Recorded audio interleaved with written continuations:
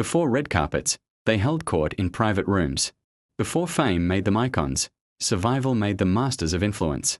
These stars built Hollywood legends out of lives the studios tried to erase, trading companionship for a chance at the spotlight. Barbara Lamar was Hollywood's too beautiful enigma. Before her name graced silent film posters, she navigated a turbulent early life defined by survival relationships. Her path was paved with powerful men who offered money, protection, and crucial introductions into influential circles. Born Reatha Dale Watson, her teenage years were a whirlwind of scandals, arrests for waywardness, and quick marriages to men of means. These weren't romantic flings, they were strategic alliances. Each relationship provided a temporary shield from poverty and a step up the social ladder. Her mysterious, often chaotic, past followed her directly into the studios. When she arrived in Hollywood, executives saw her breathtaking beauty and raw talent, but were terrified of the whispers that trailed behind her. They immediately went to work, quietly erasing any detail that could tarnish her on-screen image and harm box office potential. Police records were buried, past associations were scrubbed, and the narrative of a sophisticated, world-weary woman was born. The studio created a vamp, but the real story was that of a survivor who used the only currency she had, her allure, to escape a grim fate and seize a foothold in a town built on dreams. Mae West was the performer who turned scandal into power. Long before she became a cinematic icon who saved Paramount Pictures from bankruptcy, she grew up in the rough-and-tumble world of vaudeville. These weren't the sanitized stage shows of later years.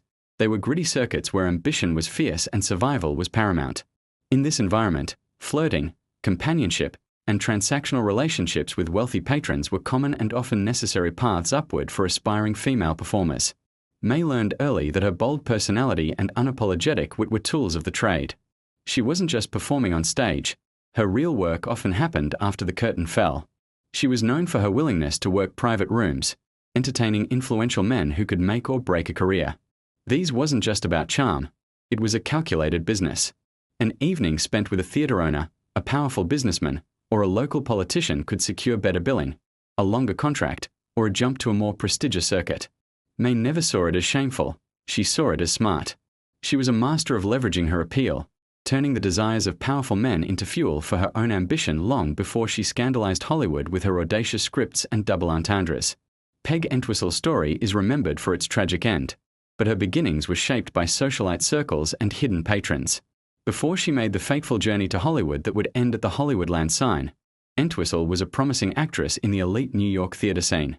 She circulated in exclusive salons and after-parties where art, ambition, and wealth mingled.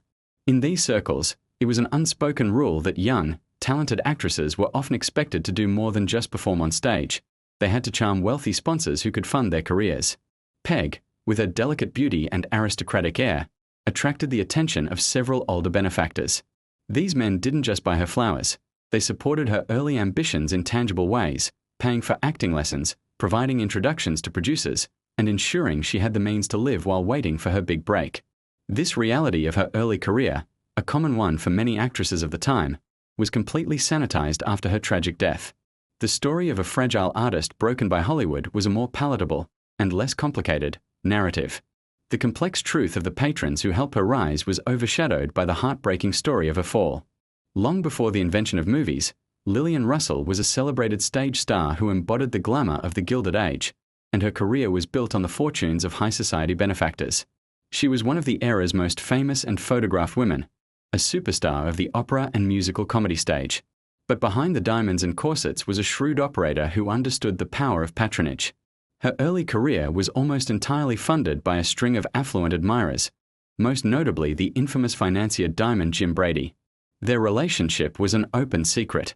Gilded Age magazines and gossip columns frequently hinted that she held exclusive arrangements with men like Brady, who paid her bills, showered her with extravagant gifts, and used his influence to secure her theatrical bookings.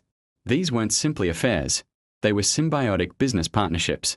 Russell provided beauty, companionship, and a status symbol for her patrons, and in return, they provided the financial foundation for her stardom. In an age before studio contracts, this was how a female star maintained her independence and professional standing. Russell perfected the art, becoming a symbol of opulence and success on her own terms, all bankrolled by the wealthiest men in America. Theda Bara was the original vamp, a studio-manufactured seductress with a past they frantically hid. Promotional materials from Fox Studios painted her as an exotic enigma, born in the Sahara Desert to an Egyptian artist and his French mistress. Her name, they claimed, was an anagram for Arab death. It was one of Hollywood's most successful marketing campaigns, but it was a complete fabrication. Before she was Theda Bara, she was Theodosia Goodman, a girl from Cincinnati. Her rise to fame wasn't mystical, it was practical.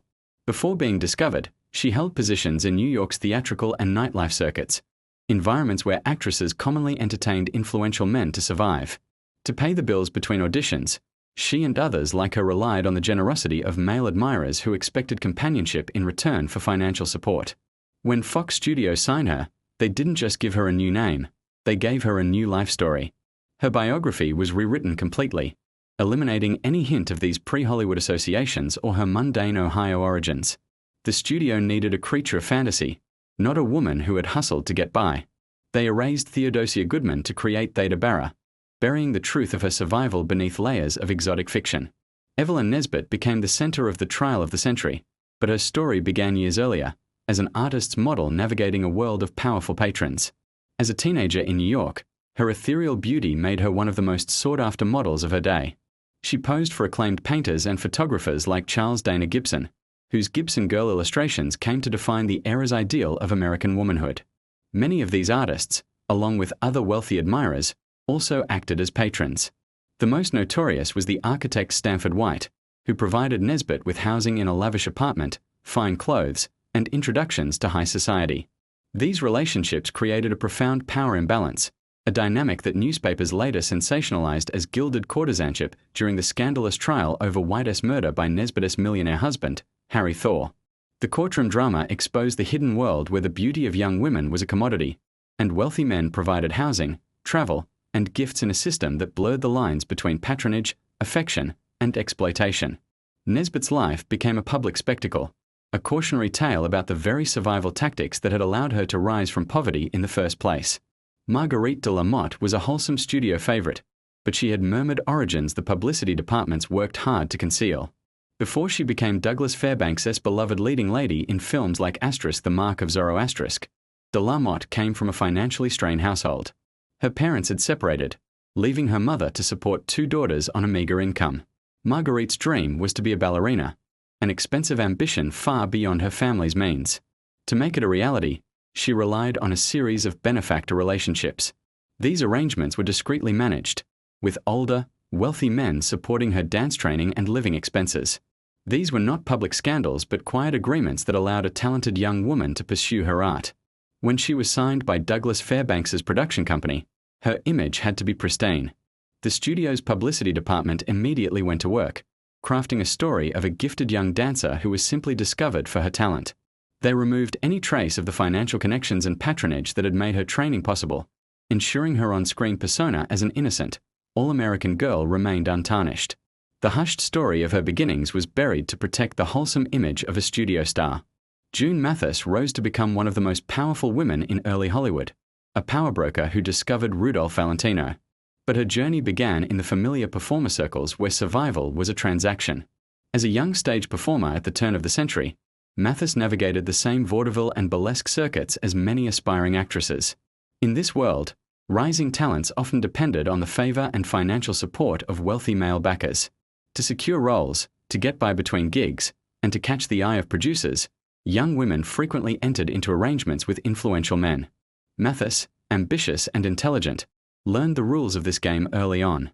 These early survival strategies, leveraging her connections and navigating a world dominated by male gatekeepers, taught her the mechanics of power and influence. This understanding would prove invaluable. Her own history of navigating these transactional relationships was eventually overshadowed by her immense success as the highest-paid female executive in Hollywood and the visionary screenwriter who turned an unknown actor named Valentino into a global sensation. Her past was not a scandal to be hidden but the training ground that prepared her to conquer the studio system. Before red carpets, they worked in back rooms. Before fame made them icons, survival made them hustlers. These stars built Hollywood legends out of lives the studios tried to erase. Clara Bow's Brooklyn Survival. The future it girl didn't start with lights or fame. She started in a one-room Brooklyn apartment with walls so thin you could hear her neighbors argue. Clara Bow was born in 1905 to a father who drifted between jobs and a mother who battled severe mental illness. By her teens, she was the one keeping both of them alive. Brooklyn in the 1910s wasn't kind to poor girls. Streets were crowded with factories, sweatshops, and speakeasies hidden behind corner stores. Clara was often seen running errands for neighbors to earn pennies. When her mother was institutionalized, she learned to survive alone. She stayed with friends, helped at small theaters, and did odd jobs that paid just enough for food. The local papers later called her the girl from nowhere. That wasn't wrong. She had no formal schooling, no support, and no plan except getting out. In interviews years later, she described sleeping in hallways and eating scraps from diner plates. "I was just trying to keep breathing," she said once. Everything changed when she entered a 1921 motion picture magazine contest. The prize was a Hollywood screen test. She almost missed the deadline because she couldn't afford proper photos. A friend who worked at a department store helped her sneak in after hours to take pictures against a curtain. Those photos got her noticed. The studio executives weren't sure what to do with her. She had a thick Brooklyn accent and raw energy that didn't match the polished silent stars of the time, but audiences saw something electric in her face. She won the contest, got a one-line part in Beyond the Rainbow, 1922, and left New York with a train ticket she could barely afford. In California, she started at the bottom again. The film was lost, her role was cut, and her contract almost didn't renew. She borrowed clothes from other extras and worked late cleaning sets. But by 1927, she became Paramount's biggest name, the face of it. The studios sold her as the perfect flapper, carefree and glamorous. Few knew she'd once begged for meals and slept in cold stairwells. Hollywood liked the myth better than the truth. Clara just kept quiet and smiled for the cameras. Mae West's burlesque beginnings. Before Hollywood learned to censor her, Mae West was already writing the rules. Born in Brooklyn in 1893, she grew up surrounded by vaudeville performers, hustlers, and theater workers who knew survival better than glamour. Her mother pushed her onto stage contests at 7. By her teens, she was performing in burlesque houses where applause came with smoke, liquor, and money on the floor. Those early clubs weren't glamorous Broadway stages. They were small, dim rooms filled with working men, and the women who danced often doubled as companions after hours. The line between entertainment and sex work blurred easily in that world. Mae didn't hide from it. She studied it. She knew what men wanted and how women used that attention to make rent. By 1918, she was performing in vaudeville with bite. Her routines used winks, pauses, and lines that pushed past the limits of polite theater. Censors hated her. Audiences loved her. She once said, "When I'm good, I'm very good. But when I'm bad, I'm better." That line was marketing genius born from experience in the back rooms of New York's risque nightlife. The managers who hired her knew she brought in business. Some paid extra for private parties and appearances that blurred into escort-style performances. Nothing was documented directly, but biographers note how she learned to control male attention without letting it control her. In that era, women performers were often treated as property. Mae made herself the boss instead. In the 1920s, she wrote and produced her own stage play, Sex. It was exactly what the title suggested, a satire of double standards and moral hypocrisy. Police raided the show in 1927, arrested her, and sentenced her to 10 days in jail for corrupting public morals. She served 8 for good behavior and left in a limousine. That arrest made her famous. Reporters called her the girl who went to jail for art. She called it great publicity. Soon Hollywood came calling. Studios wanted her danger, not her innocence. Barbara Payton's Hollywood decline. Her story reads like a caution sign the studios ignored. Born in Minnesota in 1927, she grew up restless and ambitious. By her early 20s, she was in Los Angeles, chasing movie work with the kind of confidence that turned heads. Her big break came in Kiss Tomorrow, Goodbye, 1950, opposite James Cagney. Critics liked her screen presence. The studios liked her looks even more. Publicists called her Hollywood's blonde wildfire. She went to parties, charmed producers, and lived fast. That pace came with consequences. She fell for Franchot Tone, a respected actor twice her age, while also seeing Tom Neal, a rough-edged co-star from Detour. When the two men met at her apartment in 1951, the night ended with Tone hospitalized and Neal arrested for assault. Newspapers turned the scandal into daily entertainment. The fallout was immediate. Studio executives stopped taking her calls. She lost contracts and struggled to find work. By 1953, she was accepting minor parts in low-budget pictures just to stay visible. Soon, even those offers dried up. Her decline was brutal and public. Police blotters listed her name again and again through the 1950s for intoxication and solicitation. Reporters described her as once luminous, now faded. She rarely denied it. In her 1963 autobiography, I Am Not Ashamed, she admitted to turning to sex work to survive, writing simply, "I needed money. I had to eat." Those words stripped away Hollywood's polite fictions. Barbara wasn't looking for sympathy, only honesty. She'd been built into a symbol of desire, then abandoned when she lived outside the script. Friends remembered her walking Sunset Boulevard in worn clothes, still greeting strangers with a smile. By the late 1960s, her health collapsed under alcohol and exhaustion. In 1967, she died alone in a cheap Los Angeles apartment at 39. The coroner listed heart and liver failure. A small service followed, mostly attended by those who remembered her kindness, not her scandals. Shelley Winters' taxi dance hustle. Before the awards, before the fame, Shelley Winters was just a girl paying rent one song at a time.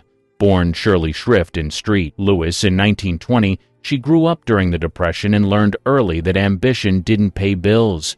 By her teens, she was living in New York, picking up whatever work she could find. One of those jobs was as a taxi dancer. Taxi dance halls were smoky, crowded rooms where men bought tickets to dance with women for a few minutes. The women earned a cut of each ticket. It wasn't illegal, but it wasn't exactly safe either. Winters later joked that she learned more about psychology there than any acting class could teach. "Men will tell you everything if you just listen," she once said. Some expected more than dancing, and Winters knew how to set boundaries while still earning enough to survive. Those long nights taught her confidence and timing. She'd watch how people flirted, lied, and sold versions of themselves. It became her unofficial acting school. The realism that later defined her screen roles, especially in A Place in the Sun, 1951, and The Diary of Anne Frank, 1959, was born in those halls. Her first break came when she joined the Federal Theater Project, a government program helping struggling performers. From there, she moved to Hollywood, where her strong voice and fearless attitude stood out. She wasn't the conventional beauty the studios wanted, but she was unforgettable, directors noticed. In interviews, she spoke openly about her hustling years. She never painted them as glamorous or shameful, just practical.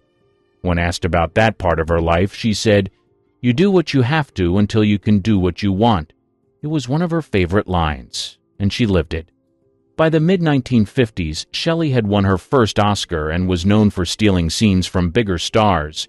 She kept her humor sharp and her empathy sharper. That mix came from real life, not studio polish. Xaviera Hollander's high-class escort empire. She didn't stumble into fame by accident. She built it. Born in Suriname in 1943 and raised in Amsterdam, she grew up fluent in 5 languages and fearless about money. After moving to New York in the mid-1960s, she took a job at the Dutch consulate. It paid well, but not enough to satisfy her curiosity about the city's nightlife or its hidden economy. By 1968, she'd left diplomacy for a far more profitable career. Hollander became one of Manhattan's most successful escorts, catering to politicians, businessmen, and entertainment insiders.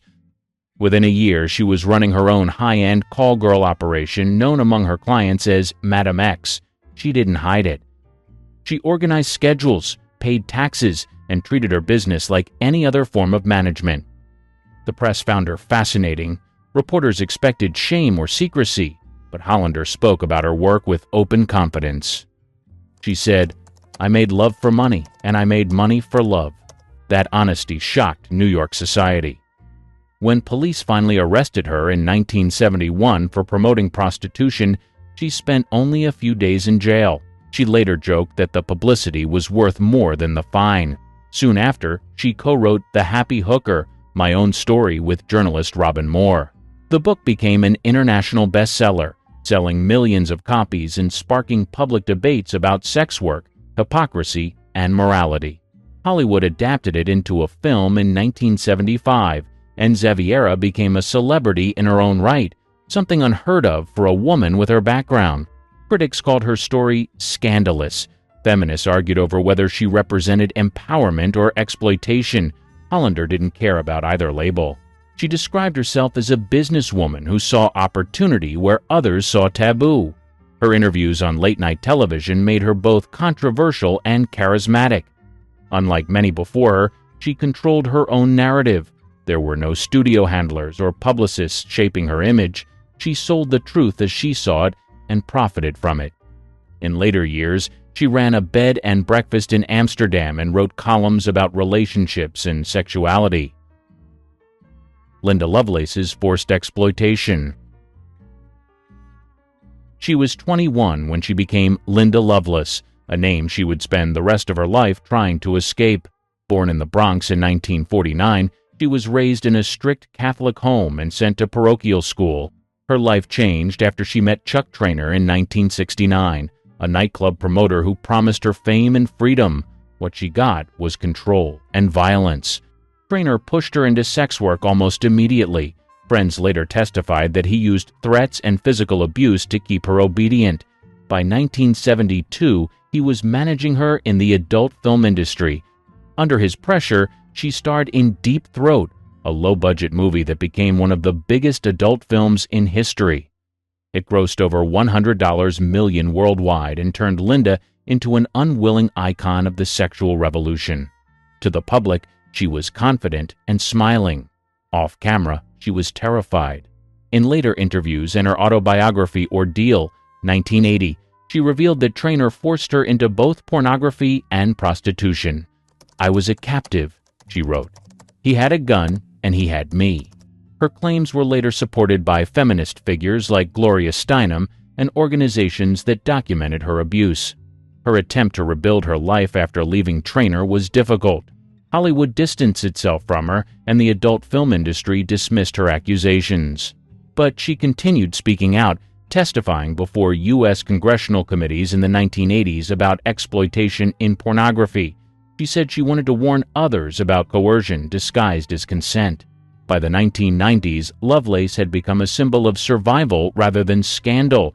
She advocated for anti-trafficking causes and lived quietly with her family in Colorado. Despite the pain attached to her past, she often said she didn't regret speaking out. "Silence," she told reporters, "is how they win." Madonna's New York survival hustle. When Madonna stepped off the bus in New York City in 1978, she had $35 and no plan beyond not going home. She'd grown up in Michigan, restless and sure that life had to be bigger than factory jobs and Sunday dinners. New York was loud, dirty, and alive. She wanted all of it. She found work wherever she could, waitressing, dancing, posing for art classes. Money was never enough. Rent in the East Village took most of it, and nights often ended with her sleeping on couches or in rehearsal studios. Friends later said she would go days without food, saving what little she had for subway fares. In interviews, she was blunt about those years. "I slept with men to eat," she told one reporter decades later. "It wasn't confession or shock value. It was survival." Many women in that scene mixed art, hustle, and transactional relationships to stay afloat. Madonna didn't hide that part of her story. She said it made her fearless. She joined a few underground bands, performing at CBGB and Max's Kansas City, clubs that reeked of beer and sweat but birthed legends. When she wasn't on stage, She modeled nude for small photography projects to pay for demo recordings. Those photos later resurfaced in magazines, and instead of denying them, she shrugged. "I'm not ashamed of anything I've done," she said. "Everything led me here." By 1982, her demos landed in the hands of Sire Records. Her first single, Everybody, became a club hit. 1 year later, Holiday made her a star. The same grit that carried her through cold nights in Manhattan now powered her stage persona. What separated her from others wasn't talent alone, it was nerve. She didn't apologize for ambition, sexuality, or survival. When tabloids tried to use her past against her, she flipped the story. "I was poor," she said. "That's the truth.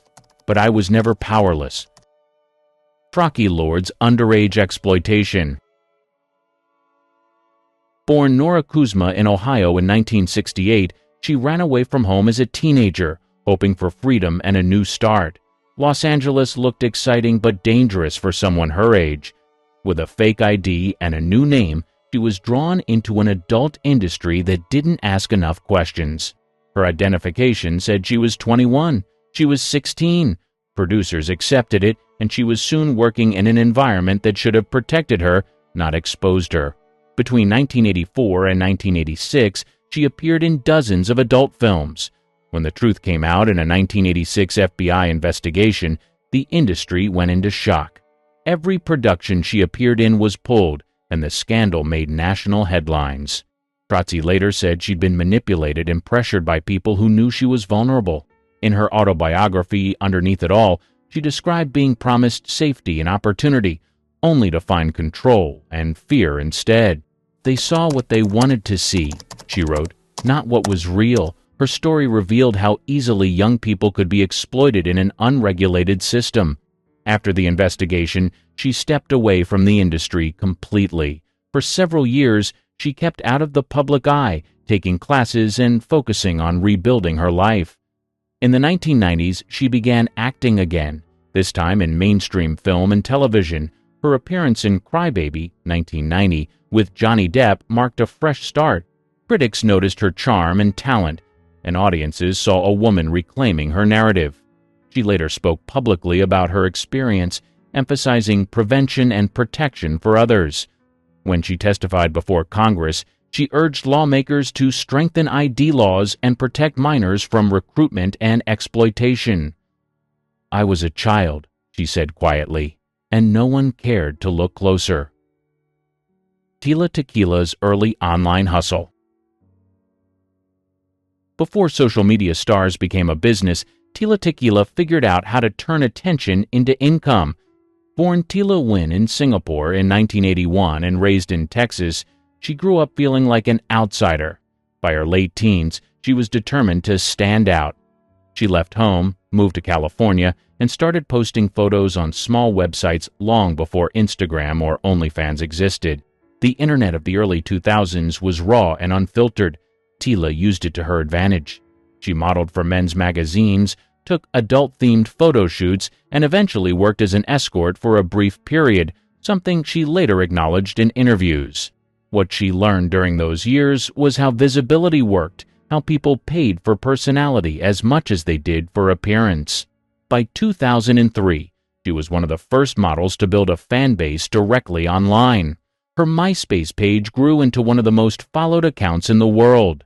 She mixed flirtation, humor, and emotional honesty, turning internet curiosity into steady fame. It was digital-era survival using connection as currency. Mainstream media caught on fast. She appeared on magazine covers, hosted parties, and landed a reality show, A Shot at Love with Tila Tequila, on MTV in 2007. The show featured men and women competing for her attention, a format that made her one of the first openly bisexual reality stars on American television. It also made her one of the first people to turn early online exposure into national recognition. She faced backlash, of course. Critics called her controversial, but she shrugged it off. "People can say what they want," she said in an interview. "I know what I built from nothing." Her confidence came from years of independence in spaces most people never saw as legitimate work. Tila later struggled with fame's darker side, online harassment, addiction, and isolation, but she always admitted that her career started with hustle, not luck. She turned self-promotion into a profession before social media influencers existed. For all its controversy, her story marked a turning point. The internet stopped being a backroom secret and became a global stage. Tila Tequila didn't wait for Hollywood to discover her. She made herself impossible to ignore. Cardi B's strip club years. Before the Grammy wins, before the red carpets, Cardi B was a teenager trying to survive the Bronx. Born Belcalis Almanzar in 1992, she grew up between a Dominican father and Trinidadian mother, in a family that worked hard but earned little. She dropped out of college and found herself in an abusive relationship with no way to pay bills. At 19, she made a choice that changed everything. She started dancing. Cardi has never hidden that part of her life. She worked at a strip club in Manhattan and often said it saved her. "It was the best thing that happened to me," she told The Guardian. "It got me out of a bad situation." The job gave her control, income, and a way to rebuild her confidence. While others judged, she focused on the goal: financial freedom. She used her earnings to rent an apartment, fix her teeth, and start building an online following. Her personality, loud, funny, and brutally honest, turned her into a viral sensation on Vine and Instagram. Fans loved that she didn't pretend to be something she wasn't. She'd post videos talking about money, relationships, and survival with the kind of honesty no publicist could script. In 2015, she joined the cast of Love and Hip Hop, New York. Within a year, she left the show to pursue music full-time. Her debut single, Bodak Yellow, hit #1 on the Billboard Hot 100 Inches 2017, making her the first female rapper in nearly 20 years to do it solo. Every interview, every lyric, every laugh carried echoes of the girl who once counted tips under neon lights. Cardi never apologized for her past. She said stripping taught her work ethic, confidence, and boundaries. "I don't regret anything," she told Rolling Stone. "Everything I did got me where I am." She used that story to empower other women who've been shamed for doing what they had to do. By owning her history instead of hiding it, Cardi B turned survival into success. The same grit that helped her climb out of poverty made her unstoppable. She started in a strip club, but she ended up on top of the music world on her own terms. Did you know that Susan Hayward, one of Hollywood's most celebrated actresses, once stood at the crossroads of life and death, not on a movie set but in real life during a nuclear bomb test? This chilling and lesser-known aspect of her life raises a curtain of mystery. How did a star, known for her captivating performances and striking presence, find herself in such a harrowing situation? And what were the hidden repercussions of this incident on her life and career? A Brooklyn beginning. Susan Hayward's story starts far from the glitz of Hollywood, in the working-class neighborhood of Flatbush, Brooklyn. Born Edith the Mariner on June 30, 1917, her early life was a far cry from the red carpets and glamorous gowns she would later become synonymous with. The eldest of 3 children, Hayward's upbringing was modest, with her father working as a transportation worker and her mother as an actress in local stage productions. From a young age, Hayward showed a spark of the determination and resilience that would later define her career. At the age of 7, a tragic accident left her with a severely broken ankle, an injury that doctors warned might cripple her for life. However, Hayward defied these grim predictions, not only walking again, but eventually developing a graceful gait that would be admired on the silver screen. Hayward's interest in acting was kindled early, undoubtedly influenced by her mother's theatrical background. She attended Girls Commercial High School, now Prospect Heights High School, where she focused on secretarial skills, a pragmatic choice considering her family's financial constraints. However, her passion for performing couldn't be quelled. She participated in school plays and soon set her sights on a career in acting, driven by a combination of raw talent and a fierce ambition to rise beyond her humble beginnings. The first significant turn in Hayward's journey came in the form of a beauty contest. At the age of 17, she entered and won a beauty contest at the Brooklyn Paramount Theater. This victory wasn't just a testament to her striking looks, it was the gateway to her future in Hollywood. The contest caught the attention of talent scouts, setting her on a path that would lead her away from Brooklyn and towards the bright lights of California. However, the road to stardom was not a straight path. Hayward faced numerous rejections in her early days in Hollywood. She struggled to find her footing in an industry that was as demanding as it was dazzling. Yet she didn't let these initial setbacks deter her. With each audition, with every small role, she honed her craft, showcasing a blend of grit and grace that would soon captivate audiences nationwide. Susan Hayward's journey from a Brooklyn neighborhood to Hollywood's elite circles is a story of perseverance and the relentless pursuit of a dream. It's a tale that begins not with the spotlight, but with the gritty determination of a young girl who refused to let her circumstances define her future. The breakout role. Susan Hayward's journey to stardom reached a pivotal moment with her role in the 1947 film Smash Up, the Story of a Woman.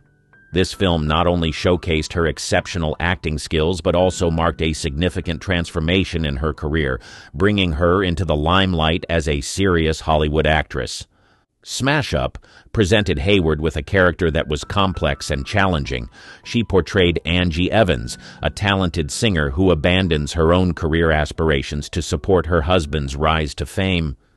As her husband's career flourishes, Angie finds herself grappling with feelings of neglect and jealousy, spiraling into alcoholism. This role was a stark contrast to the more glamorous and superficial roles often assigned to actresses at the time. Hayward's portrayal of Angie's descent was both powerful and heart-wrenching, earning her widespread acclaim. Her performance in Smash Up was a masterclass in emotional depth and realism. Hayward captured the essence of a woman caught in the throes of personal turmoil, battling her demons and the societal expectations of her time. Her ability to convey the intricate emotions of her character won the hearts of audiences and critics alike, earning her the first Academy Award nomination of her career. This nomination was a milestone, solidifying her status as a leading actress in Hollywood. The film's success brought Hayward a new level of recognition and respect in the industry. She was no longer just another face in the crowd.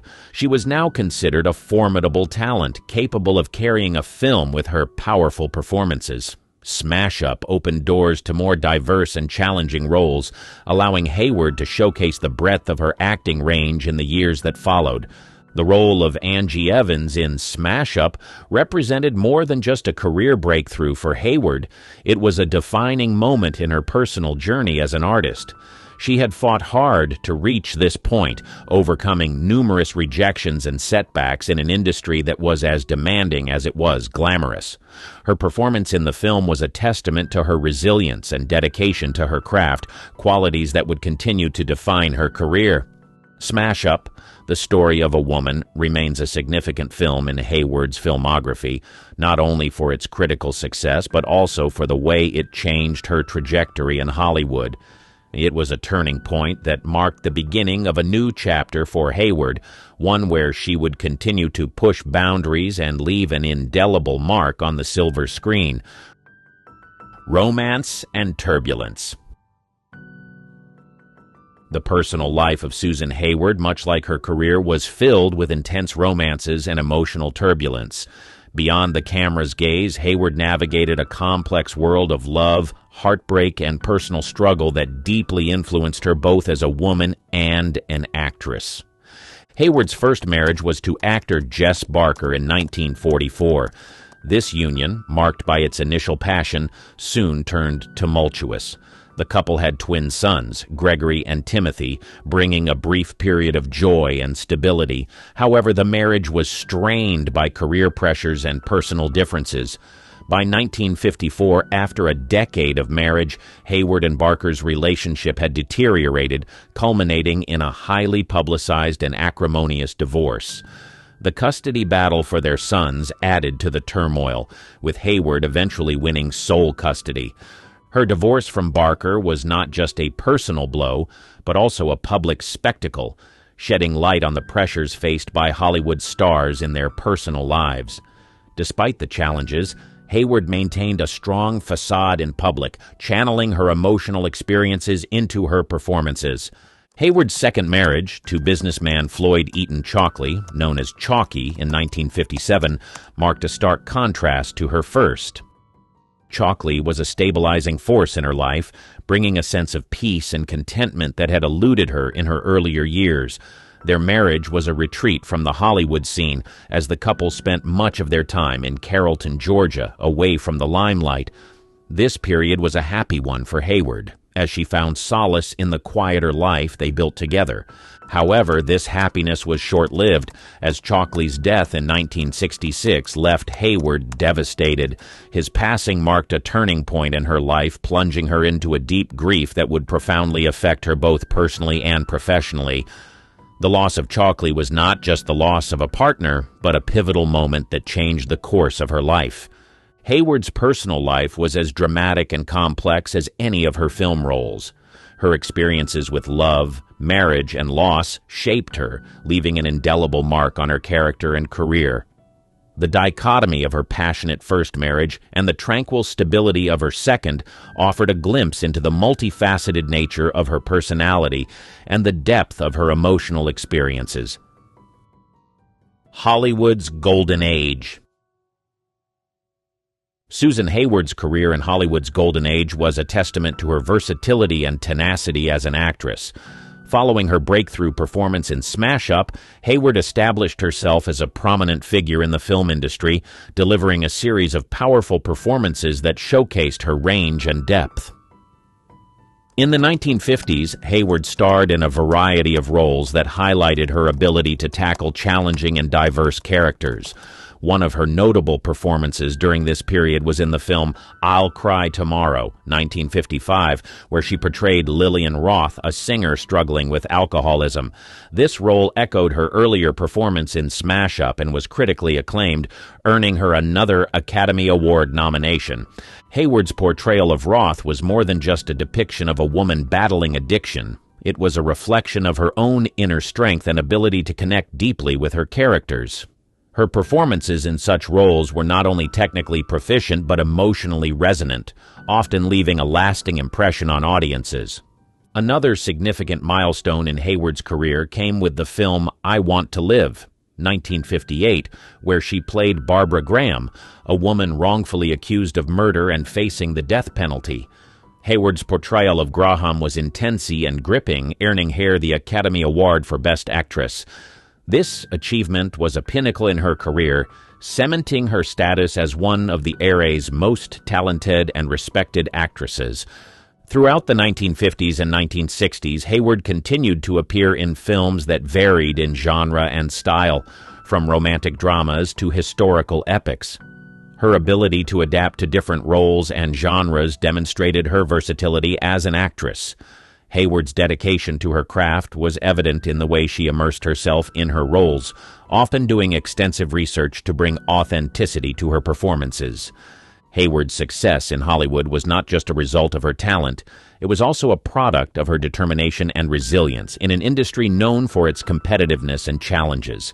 She navigated the complexities of Hollywood with a blend of grace and grit, earning the respect of her peers and the adoration of her fans. Facing adversity.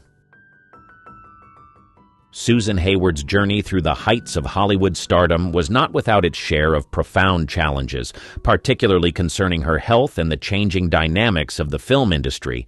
In 1955, during the filming of The Conqueror, Hayward and the rest of the cast were unknowingly exposed to radioactive fallout near the United States government's Nevada test site.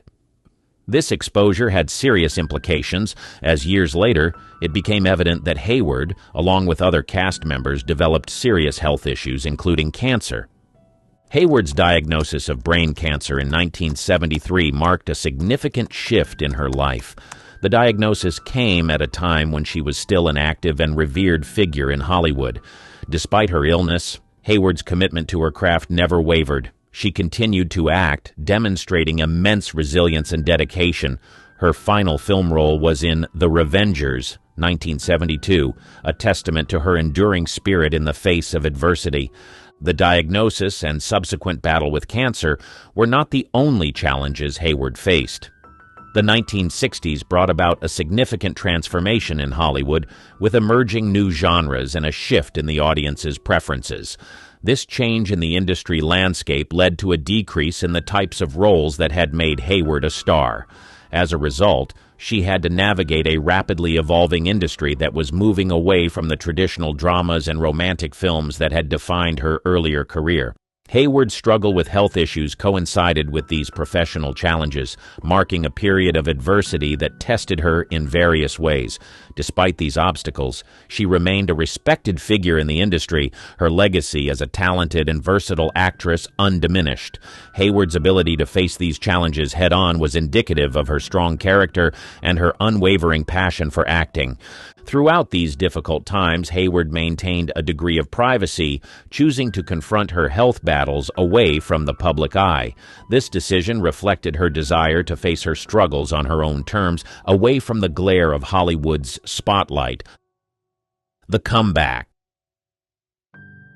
After facing significant health challenges and navigating the evolving landscape of Hollywood, Susan Hayward made a remarkable comeback, demonstrating her incredible resilience and passion for acting.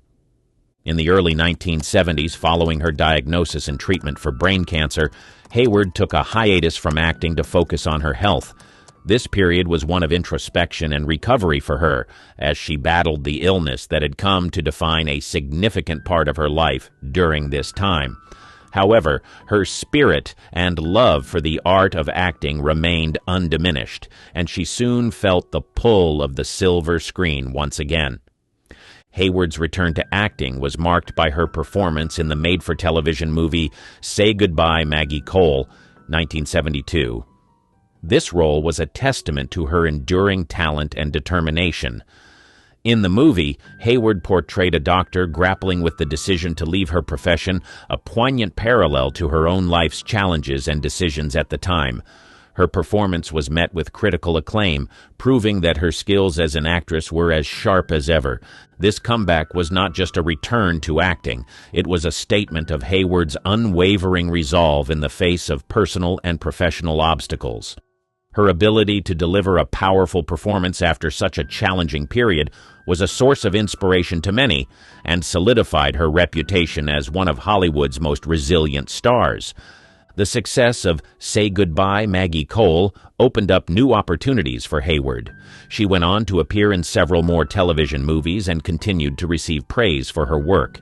These roles allowed her to explore different character types and storytelling formats, showcasing her versatility as an actress. Hayward's return to the spotlight was also a period of personal growth and change. She had faced down one of life's greatest challenges and emerged with a renewed sense of purpose and commitment to her craft. This period in her career was a reflection of her ability to adapt, to overcome, and to continue to captivate audiences with her performances. Susan Hayward's comeback in the early 1970s was a remarkable chapter in her life, highlighting her resilience and dedication. It was a period that saw her not only return to what she loved, but also triumph over the adversities that had threatened to derail her career and her life. Hayward's journey during this time was a powerful reminder of the strength and determination that characterized her both on and off the screen. Mystery and controversy.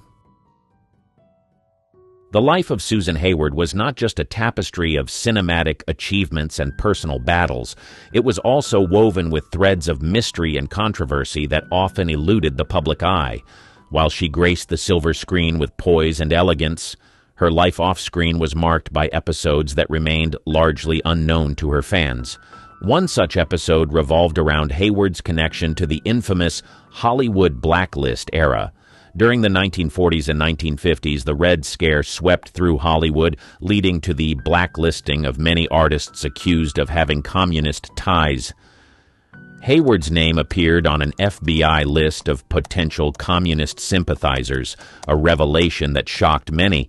The details of her alleged involvement and political leanings were murky, but the mere association with the blacklist brought a shadow of suspicion over her during a tumultuous time in Hollywood history. Hayward's life was also marked by a series of lesser-known romantic entanglements and friendships that played a significant role in her personal journey. Her close relationship with actor and singer Dean Martin, for instance, was a subject of much speculation. While they shared a deep bond, the true nature of their relationship remained a subject of conjecture. This ambiguity added an element of intrigue to Hayward's persona, as fans and the media speculated about the private life of the enigmatic actress. Another controversial aspect of Hayward's life was her rumored rivalry with fellow actress Ava Gardner. While the extent of this rivalry was likely exaggerated by the press, it was reflective of the competitive atmosphere of Hollywood at the time. The narrative of conflict between two leading actresses was a staple of Hollywood gossip, adding to the mystique surrounding Hayward's career. Hayward's health struggles also gave rise to a series of controversies and rumors. Following her diagnosis with brain cancer, there was much speculation about the cause of her illness. The link between her cancer and the radioactive fallout from the Nevada test site during the filming of The Conqueror was a topic of debate and concern, raising questions about the safety measures in the film industry at the time. Despite the mysteries and controversies that surrounded her, Hayward navigated her life with a level of discretion that was uncommon in the world of Hollywood. She rarely addressed the rumors and speculation head-on, choosing instead to maintain a dignified silence. This approach only fueled the curiosity and fascination of her fans and the media, who continued to be intrigued by the enigmatic figure of Susan Hayward. Final years. As the 1970s progressed, Susan Hayward's life took a turn away from the Hollywood spotlight, marking a period of introspection and relative solitude. Following her remarkable career and her courageous battle with health issues, Hayward chose a more secluded life, stepping back from the public eye and the industry that had defined much of her existence. Hayward's final years were spent in her home in Beverly Hills and at her farm in Carrollton, Georgia, a place that had brought her much peace and happiness during her marriage to Floyd Eaton Chalkley. After his death in 1966, the farm remained a sanctuary for Hayward, a place where she could find solace and a sense of normalcy away from the glares of Hollywood. In these years, Hayward's focus shifted significantly. She spent her time engaging in simple pleasures and pursuits, far removed from the demands and rigors of her acting career.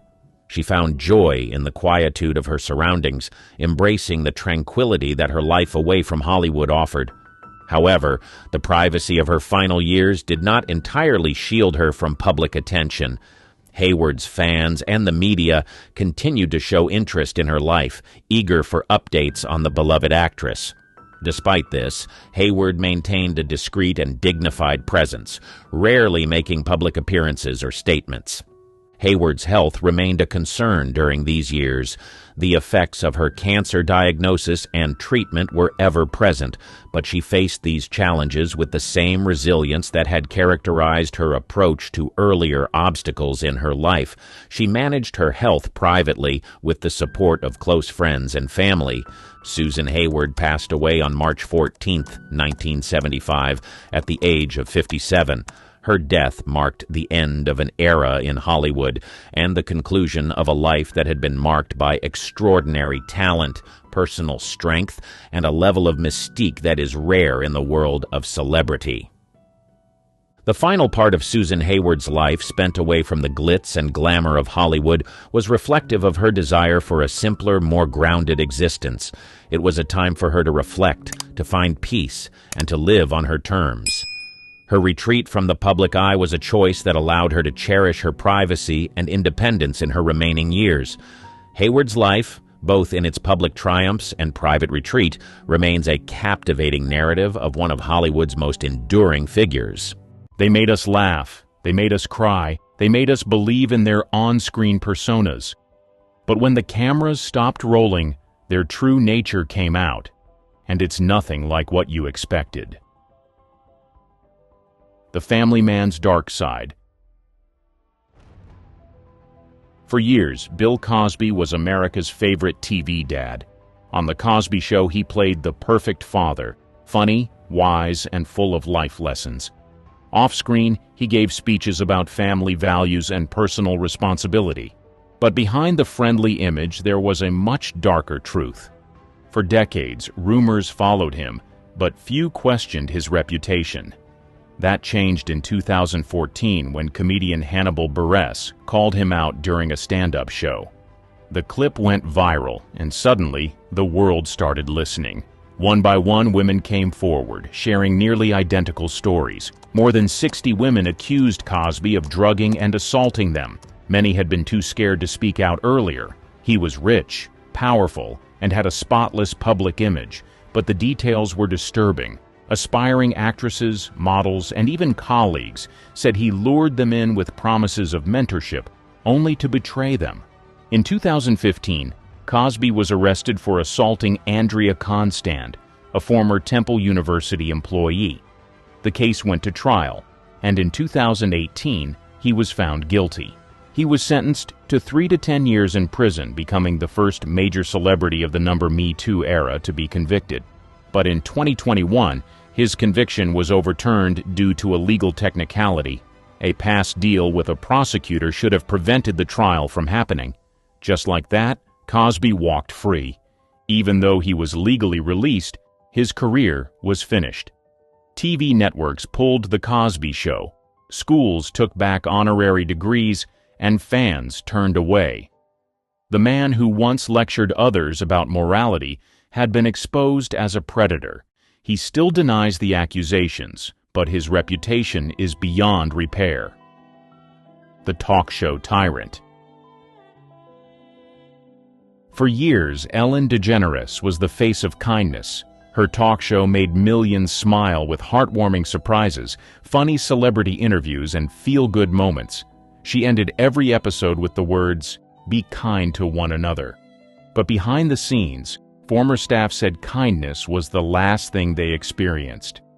In 2020, reports surfaced that working on The Ellen DeGeneres Show was a nightmare. Employees described a toxic workplace filled with fear, intimidation, and unfair treatment. Some were fired after taking medical leave or attending family funerals. Others were told not to look Ellen in the eye. There were even accusations of harassment by top producers, which led to multiple firings. At first, Ellen brushed off the backlash, claiming she had no idea what was happening behind the scenes. But more and more people spoke out.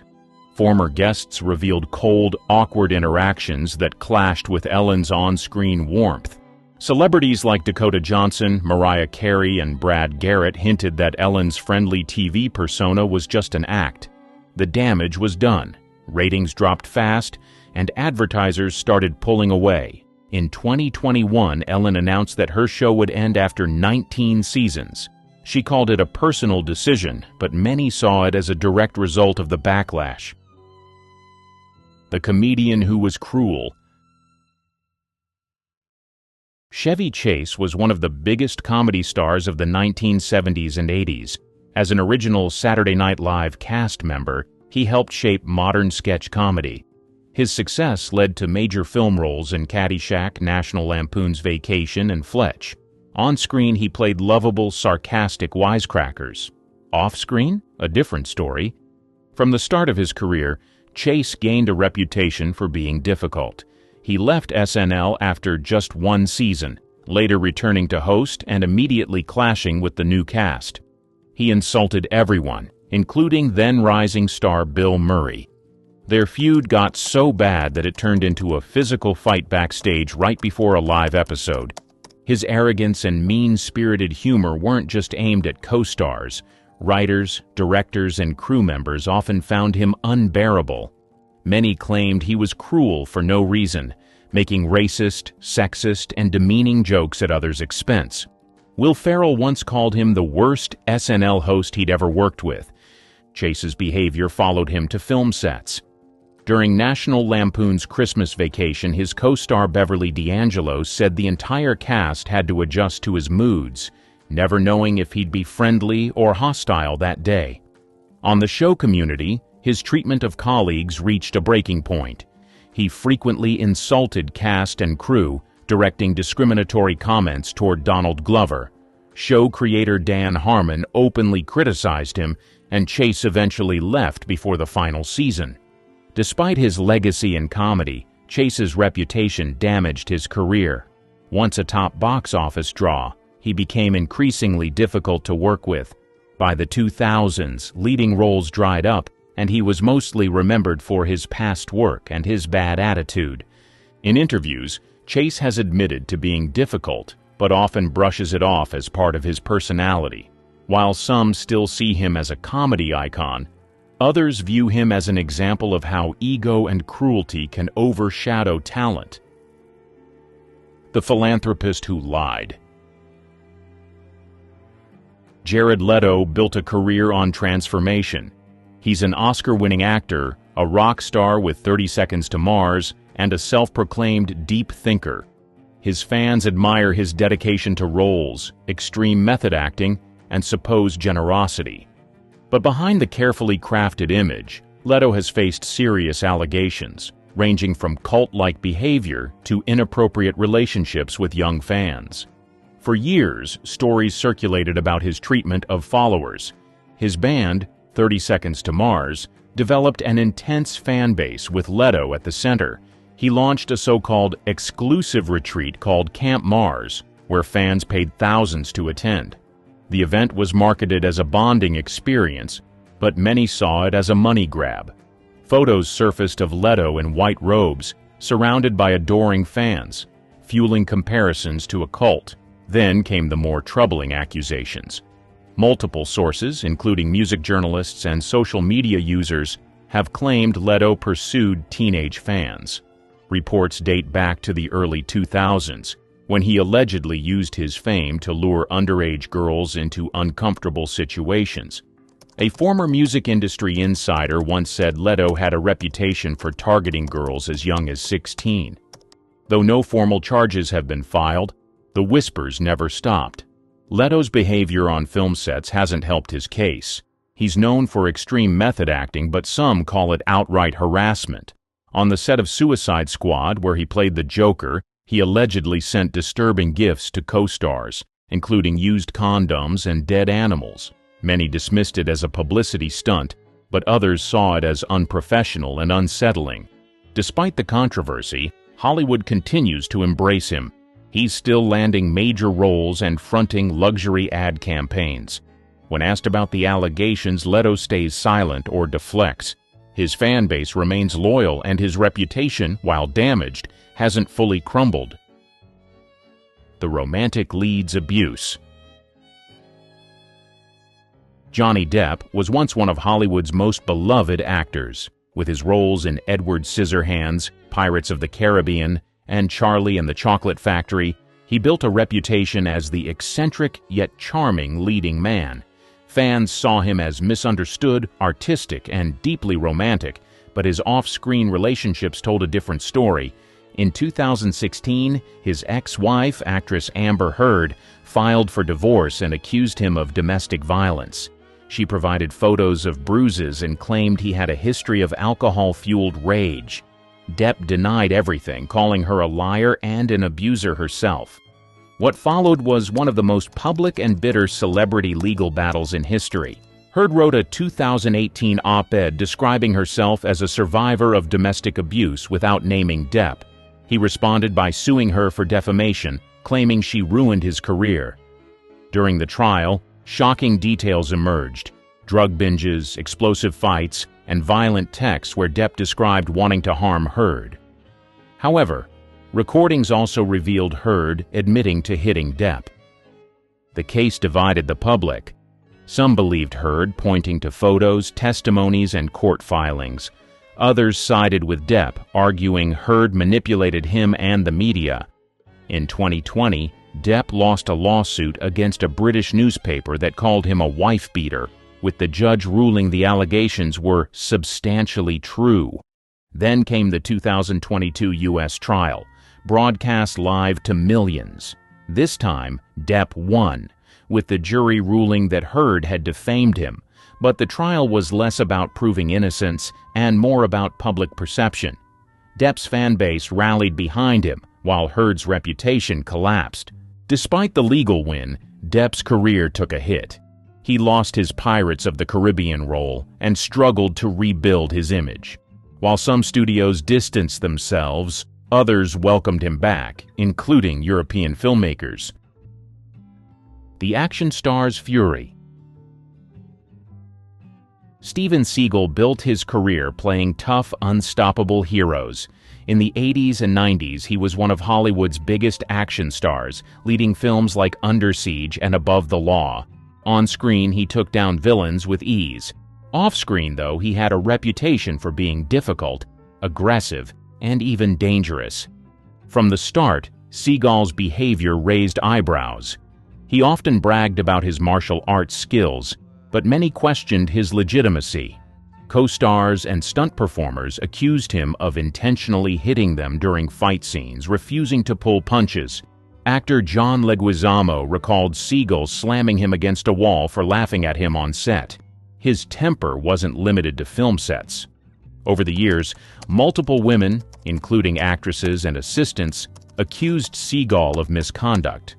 Some claimed he made inappropriate advances during auditions, often under the guise of private casting sessions. In 2018, 2 women accused him of assault, including one who said he attacked her when she was just 17. Seagal denied all allegations. His reputation for arrogance and hostility extended beyond Hollywood. Seagal frequently reinvented himself, at one point claiming he worked for the CIA. Later, he cozied up to world leaders, including Vladimir Putin, who granted him Russian citizenship. His growing political ties and controversial statements made him even more polarizing. By the early 2000s, Seagal's Hollywood career was fading. Directors avoided working with him due to his behavior, and he was relegated to low-budget, direct-to-video action films. Even then, reports of mistreatment and erratic behavior continued. Today, Seagal is more known for controversy than for movies. He still insists he's a martial arts master, a law enforcement expert, and a geopolitical strategist. But few take him seriously. Once a major star, his reputation for rage, dishonesty, and misconduct left his career in ruins. The singer who silenced victims. R. Kelly was a music icon. With hits like I Believe I Can Fly and Ignition, Remix, he dominated the R&B charts for decades. Fans saw him as a musical genius, a man who could turn emotions into timeless songs. But behind the fame, troubling accusations followed him for years, ones that were ignored or brushed aside until the truth became too big to hide. Whispers about Kelly's behavior started early in his career. In 1994, at 27, he secretly married 15-year-old Aaliyah using false documents. The marriage was annulled, but it raised serious questions. Then came the early 2000s when disturbing footage surfaced, allegedly showing Kelly involved in misconduct with a minor. He was charged, but avoided conviction in 2008 after the key witness refused to testify. Despite ongoing concerns, Kelly's career thrived. He continued performing to sold-out crowds, winning awards, and working with major artists. Many in the industry turned a blind eye, and those who spoke out were dismissed. For years, he used his wealth and influence to keep accusations quiet. Then, in 2019, Surviving R. Kelly aired. The documentary featured first-hand accounts from multiple women who described years of manipulation and control. The stories painted a disturbing pattern. Kelly allegedly isolated young women, cut them off from their families, and maintained an environment where he controlled every aspect of their lives. The backlash was immediate. His record label dropped him, streaming services pulled his music, and his career collapsed overnight. That same year, Kelly was arrested and charged with serious crimes, including exploitation, coercion, and racketeering.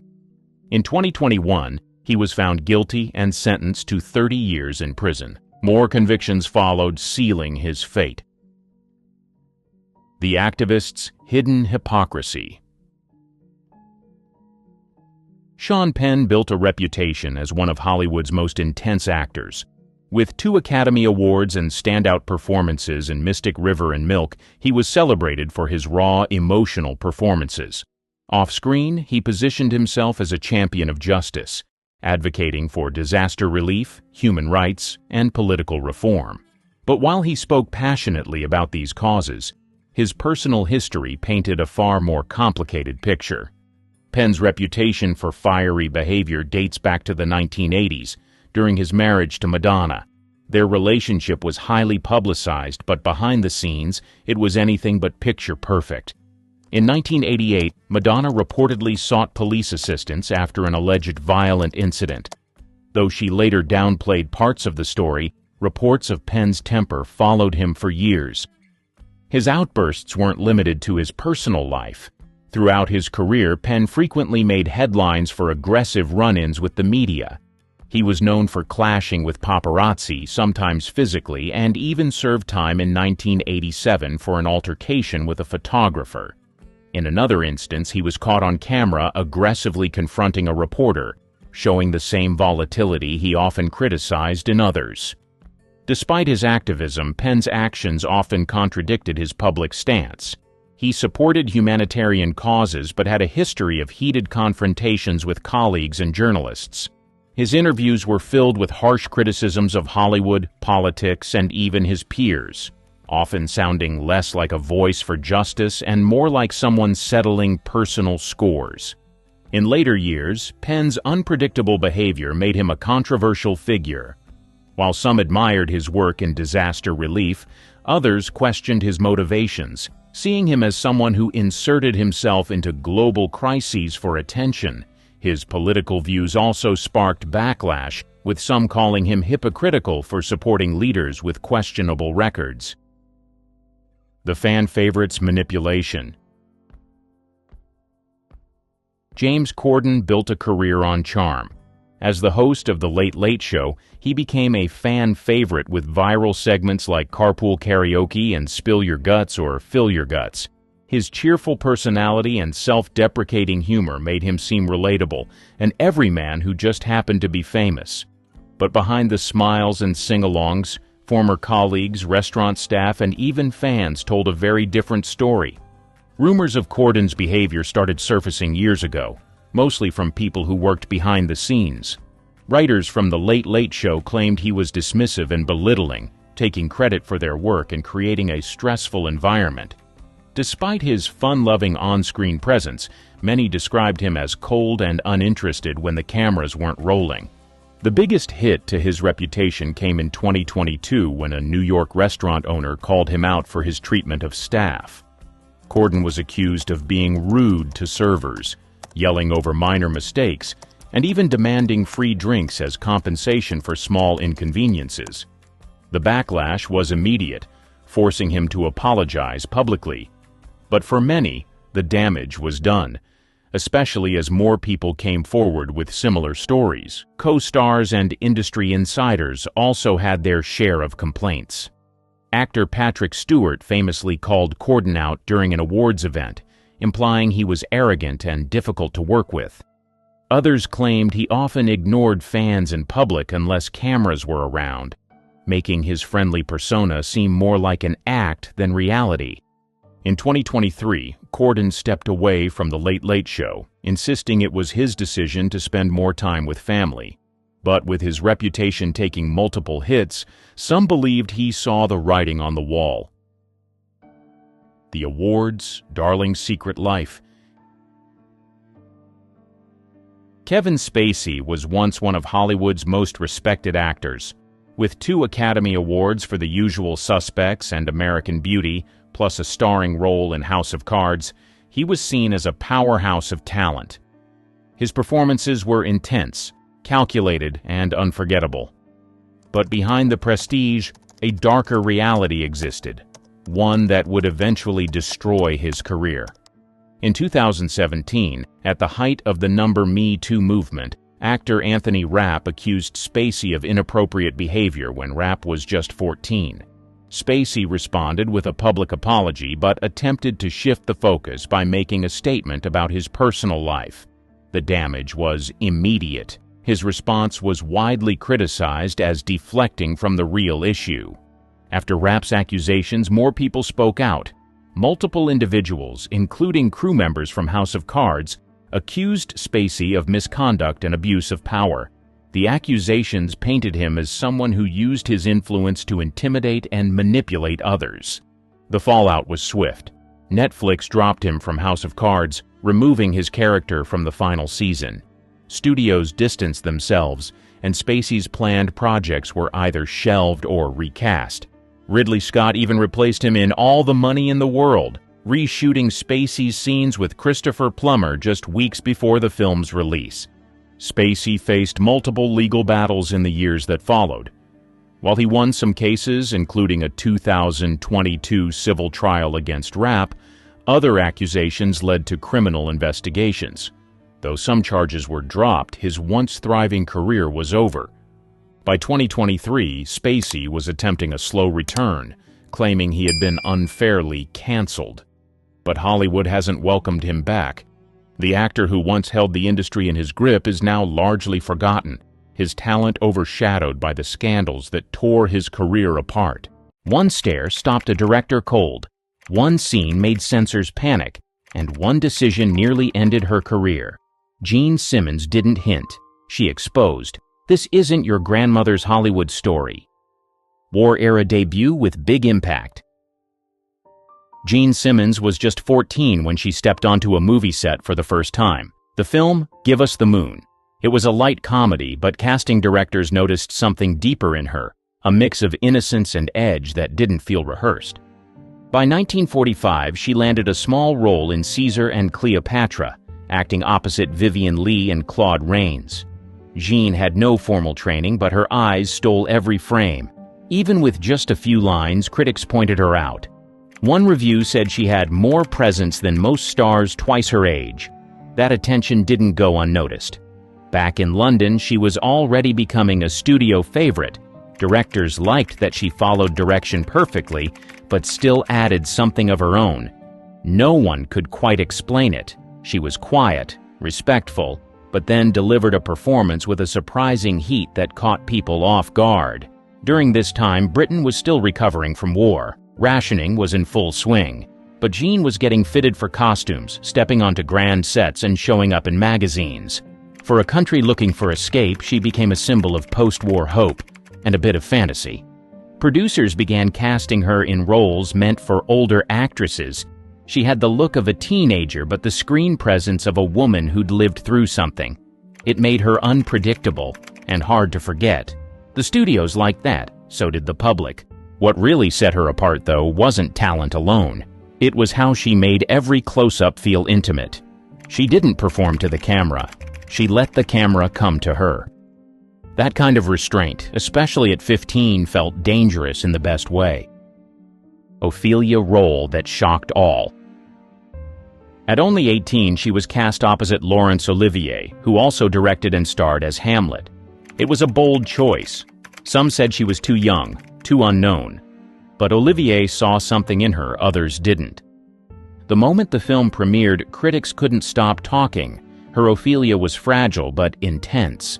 The breakdown scene where she spirals into madness hit like a punch. She didn't scream or flail. She barely raised her voice, but her eyes, they told a story no one could look away from.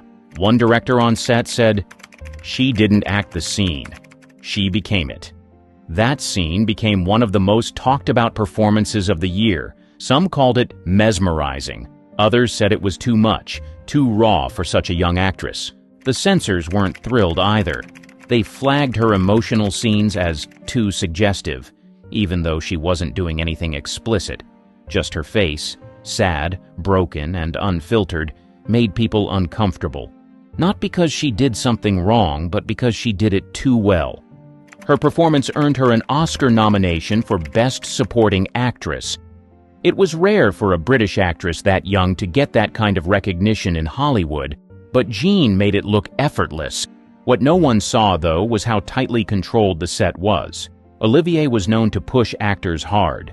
Simmons was often left exhausted after long takes. Some scenes took over a dozen tries just to get the right version of her breakdown. She never complained. Hamlet didn't just boost her career. It showed the world she wasn't afraid of complex roles. She didn't need flashy lines or big gestures. She used silence, stillness, and just one look. This wasn't a breakout. This was a warning.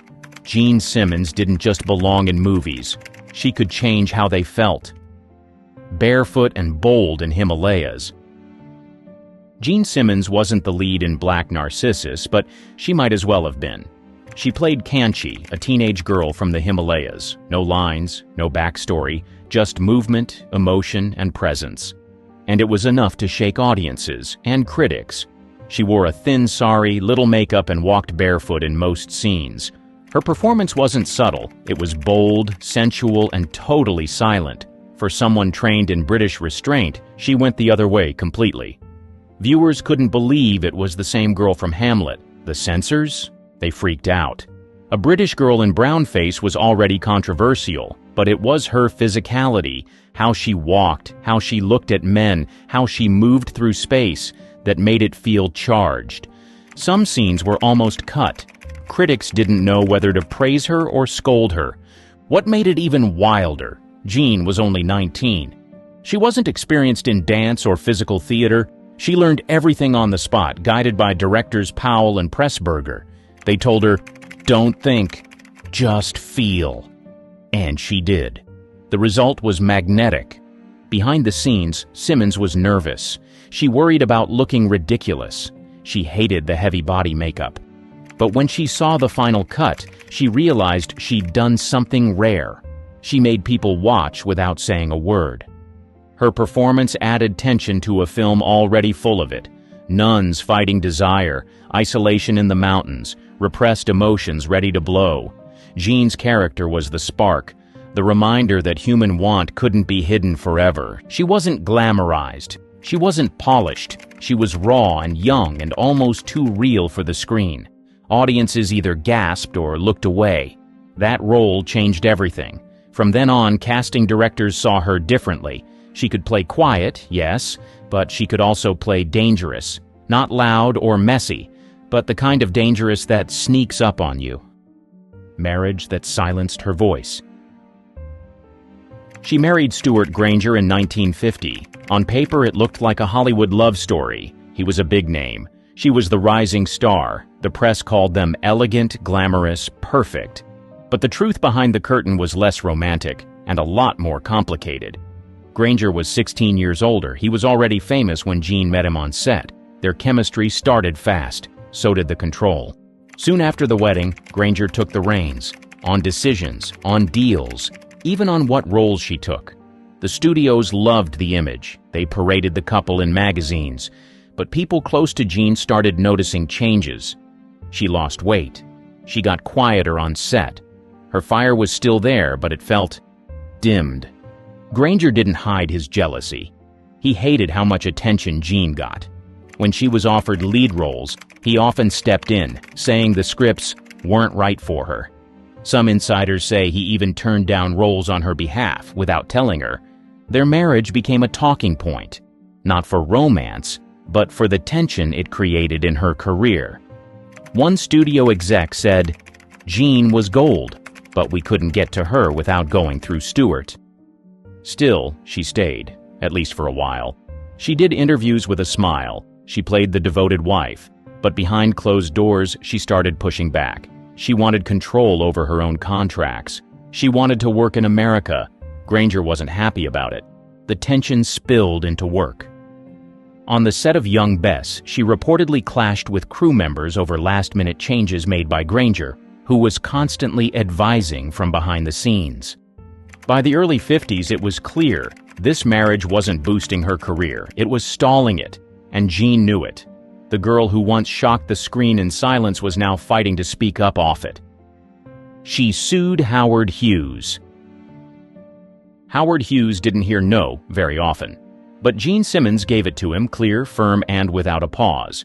In 1951, she was under contract with the Rank organization in the UK, but Hughes wanted her for RKO in Hollywood, so he bought her contract. At first, it looked like a career jackpot.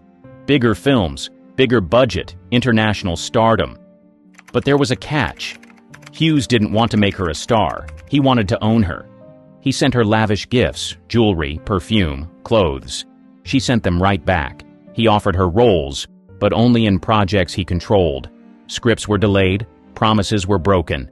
Jean was stuck, contractually tied to RKO but barely working. Then came the final straw. Hughes tried to force her into a long-term extension. Jean said no. He pushed harder. She pushed back and sued him. That was a career gamble very few actresses would have dared to make, especially against a man with Hughes' power and reach. The court battle was ugly. She was accused of being ungrateful, difficult, spoiled, but she didn't flinch. Her attorney argued Hughes was deliberately obstructing her career. And he was. The judge sided with Jean. The court granted her the right to make one more film under RKO, but after that, she was free. That final film would be Angel Face. More on that next. The whole ordeal made headlines.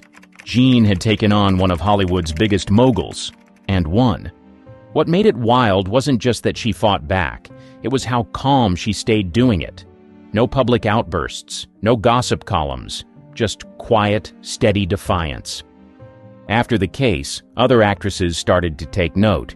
Simmons had done what they were told was impossible. She stood up to the system without destroying herself in the process. Slip dress scene that stung. Angel Face was supposed to be just another noir, but Jean Simmons turned it into something unforgettable and nearly unwatchable for the censors. Directed by Otto Preminger, the film paired her with Robert Mitchum in a twisted love story full of mind games and manipulation. From her first scene, something felt off. In a good way, she wore a silk slip and moved through the frame like she knew exactly how much control she had. It was quiet, calculated, dangerous. Preminger pushed her hard. Some days she left set in tears. One scene, where she slaps Mitchum, turned chaotic. He slapped her back. For real. Not in the script. The camera kept rolling. That take made it into the final cut. The most talked about scene was filmed in her bedroom. Jean wore a skimpy nightgown that barely passed code. Her expression? Cold, unreadable, hypnotic. Studio executives tried to reshoot it. Preminger refused. Simmons never apologized. The scene stayed. Critics weren't sure what to make of her. One said she was too still, too unreadable. Another called her performance the quietest form of violence ever filmed. Audiences didn't know whether to root for her or run from her. That's exactly what Preminger wanted. Off-screen, Simmons kept it professional, but distant. She didn't like Preminger's style, but she respected the result. "It wasn't fun," she once said, but it worked. She knew what the role demanded, and she gave it, without blinking. Angel Face didn't do big box office, but it became a cult classic. Directors studied it, actresses copied her stillness, and fans replayed that one-bedroom scene like it was gospel. It proved she could lead a film, and terrify you doing it. This wasn't Jean Simmons the ingenue, this was Jean Simmons with teeth, and once you saw it, you couldn't unsee it. Backless photo stirred a storm. The robe was supposed to be a biblical epic, clean, reverent, traditional, but Jean Simmons made sure it came with a side of scandal, not because of anything in the script, but because of a single photograph. A promotional shot of Simmons in costume, barebacked, turned slightly, eyes locked on the lens, made its way into a national magazine. And suddenly people weren't talking about Roman history. They were talking about that image. She wasn't unclothed, but she didn't need to be. The curve of her back, the look on her face. It was suggestive without trying. It sparked a wave of backlash from conservative groups. Some theaters threatened to pull the film unless the image was censored. The studio quickly ordered retouched versions covering her back with added fabric. Simmons didn't protest. She also didn't apologize. What most people didn't know was that the robe marked the beginning of her freedom. It was her first film after winning her legal battle with Howard Hughes and RKO. No more interference, no more stalled scripts. She was finally in control of her career, or so she thought. Behind the scenes, she was still untangling contract fallout. Though legally free, industry politics meant many producers were hesitant to cast her right away. Her refusal to play by studio rules made her difficult. So even as The Robe became a box office hit, Jean was still proving she was bankable and independent. She was also stepping into a new kind of role, the strong, morally complex woman. No longer the wide-eyed ingenue, she now played characters torn by faith, loyalty, and quiet desire. That's what made her stand out in the robe.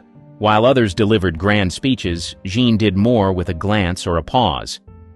Staring down Spartacus with fire. By the mid-1950s, Jean Simmons had mastered the art of subtle danger. She didn't have to raise her voice or storm into a room to command attention.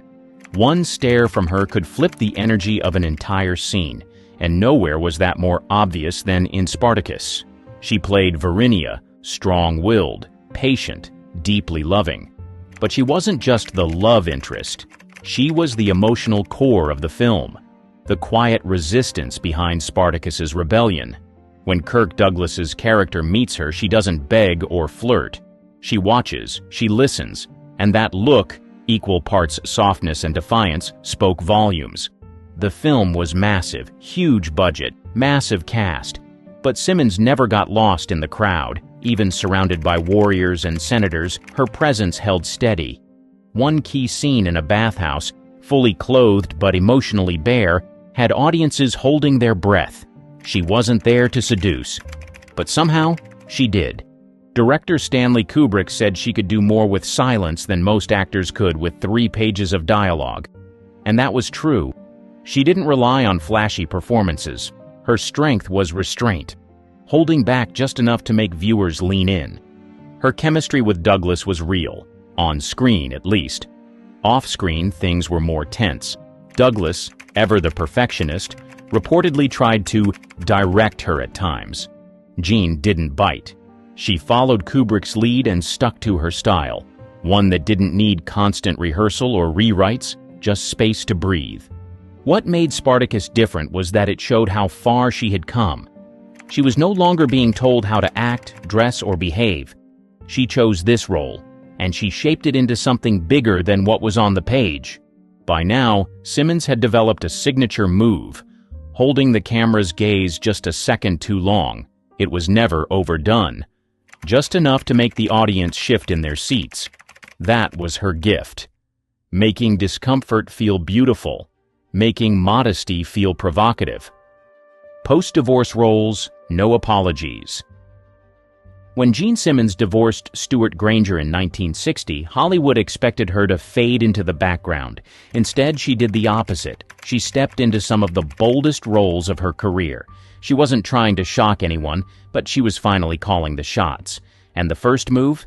Elmer Gantry. In the film, she played Sister Sharon Falconer, a preacher with power, mystery, and unshakable confidence. Opposite Burt Lancaster, Simmons didn't flinch. Their chemistry felt electric, even hostile at times. Her character wasn't there to be conquered. She had her own mission and her own secrets. The role marked a shift. This was Jean fully in control. No studio head pulling strings, no husband weighing in, and it showed. Critics called her performance chillingly calm and quietly commanding. Audiences saw a version of Simmons they hadn't before, fierce, focused, and completely in her element. After that, the walls came down. In interviews, she started to speak more candidly. She admitted how controlled her earlier career had been. She talked about being dressed like a doll, told where to sit, when to smile. "I wasn't rebellious," she said, "I just had a brain." She also started choosing roles that mirrored her real-life complexity. In Life at the Top, she played a woman trapped in a cold marriage, giving one of her most emotionally raw performances. Critics noted how much pain she conveyed without raising her voice. Simmons had always known how to make silence speak, but now it screamed. By 1964, she had officially left her ingenue past behind. Her new characters were layered, modern, and sometimes bitter, but never weak. Whether playing women burned by love or cornered by power, Simmons always brought a sharp, grounded realism.